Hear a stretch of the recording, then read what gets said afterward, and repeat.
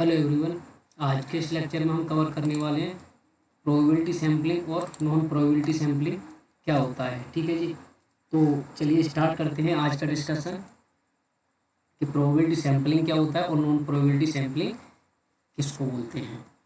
Difference से करेंगे हम इसको कि देखो, प्रोबेबिलिटी सैम्पलिंग की अगर हम बात करें तो प्रोबेबिलिटी सैम्पलिंग का मतलब क्या हो गया, जहाँ पे कि जितने भी लोग उस चीज़ में इन्वॉल्व हैं, जितने भी लोग किसी भी चीज़ से, मतलब मान लीजिए जैसे कि 100 लोगों का डाटा हम कलेक्ट करना चाह रहे हैं, तो प्रोबेबिलिटी सैम्पलिंग में क्या होगा, इन 100 लोगों के पास, ये सारे लोगों के पास एक तरीके से इक्वल चांस होगा सेलेक्ट होने का, है ना। तो यानी कि हम क्या करते हैं, वहाँ पे भेदभाव ना करके हम एक तरीके से अंदाजे से, है ना, जो पॉपुलेशन से सैंपल क्रिएट कर लेते हैं, तो वो प्रोबेबिलिटी सैम्पलिंग होता है। जबकि बात करें हम अपनी सुविधा अनुसार, है ना, अपनी सुविधा अनुसार अगर हम सैंपलिंग ले लें तो वहाँ पे लोगों के पास इक्वल चांस नहीं होता सेलेक्ट होने का। कि मान लीजिए कोई बॉक्स है, इस बॉक्स में 4 बॉल्स पड़ी हैं, अब इसमें से हमें कोई बॉल निकालनी है, तो हम इसमें से इसी बॉल को निकालें केवल, है ना, या फिर इसी बॉल पे जाएं, हम इसी बॉल को निकालें, तो वो तो नॉन प्रोबेबिलिटी हो गया। वहीं अगर हम बात करें, ये बॉक्स है, इसमें मान लीजिए 4 बॉल हैं और इसमें से हम जरूर नहीं को इसको या इसको ही निकालें, हम क्या कर रहे हैं, अंदाजे से ही क्या कर रहे हैं, निकाल रहे हैं, इसमें से सेलेक्ट कर रहे हैं, तो वो प्रोबेबिलिटी सैम्पलिंग होता है। अल्टरनेट, और इसको देखो, प्रोबेबिलिटी सैम्पलिंग को ही रैंडम सैम्पलिंग बोलते हैं और नॉन प्रोबेबिलिटी सैम्पलिंग को नॉन रैंडम बोलते हैं। ठीक है जी।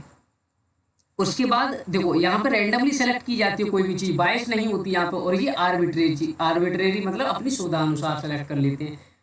अपॉर्चुनिटी की बात करें तो फिक्स होती है और नोन होती है, सभी लोगों के पास इक्वल चांस होता है सेलेक्ट होने का, और नॉट स्पेसिफिक और अननोन होती है जहाँ पे अपॉर्चुनिटी, कि हर लोगों को सेलेक्ट होने का चांस थोड़ी, हम यहाँ पे केवल कुछ सेलेक्टेड बंदों को ही सेलेक्ट कर रहे हैं, है ना। रिसर्च की बात करें तो यहाँ पे कंक्लूसिव होती है और यहाँ पे एक्सप्लोरेटरी होती है। ठीक है ना, रिसर्च की अगर हम बात करें तो अब देखो, जहाँ पे कि हम भेदभाव ना करेंगे तो वहाँ पे अनवाइस्ड होगी, हमारे रिजल्ट क्या होंगे, अनवाइस्ड, यहाँ पे कोई एक तरीके से बायस नहीं होगी।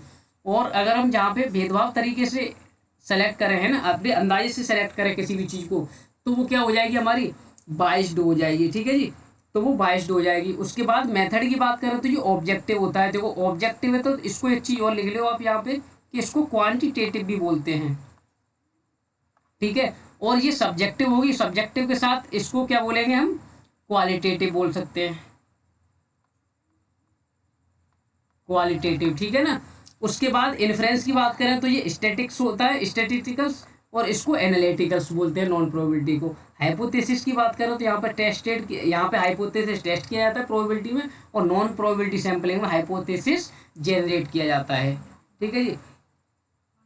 उसके बाद आते हैं, देखो यहाँ से समझ में आएगा आपको कि देखो, नो प्रोबेबिलिटी सैंपलिंग में क्या है कि हमने देखो कभी तो यहाँ से सेलेक्ट, मतलब इसके पास भी इक्वल चांस था सेलेक्ट होने का, कोई भी सेलेक्ट हो सकता था इसमें से, है ना, ये भी इक्वल चांस है इनके, मतलब कहीं से भी बंदे जो है वो हम अपने अंदाजे से सेलेक्ट कर रहे हैं। बट अगर हम नॉन प्रोबेबिलिटी की बात करें तो केवल इसी लाइन के बंदों को हमने सेलेक्ट किया, केवल हमने इसी लाइन के बंदों को सेलेक्ट किया, केवल हम इन्हीं लोगों को सेलेक्ट करते हैं ना, ऐसा भी तो कुछ हो सकता था। तो ये हमारी नॉन प्रोबेबिलिटी आता है, जहाँ पे कि हम अपनी सुविधा अनुसार सेलेक्ट करते हैं। इनकी टाइप्स क्या होती है, नॉन प्रोबेबिलिटी में कौन आता है, प्रोबेबिलिटी में कौन कौन सी सैम्पलिंग आती है, उसको हम नेक्स्ट लेक्चर में डिस्कस कर लेंगे।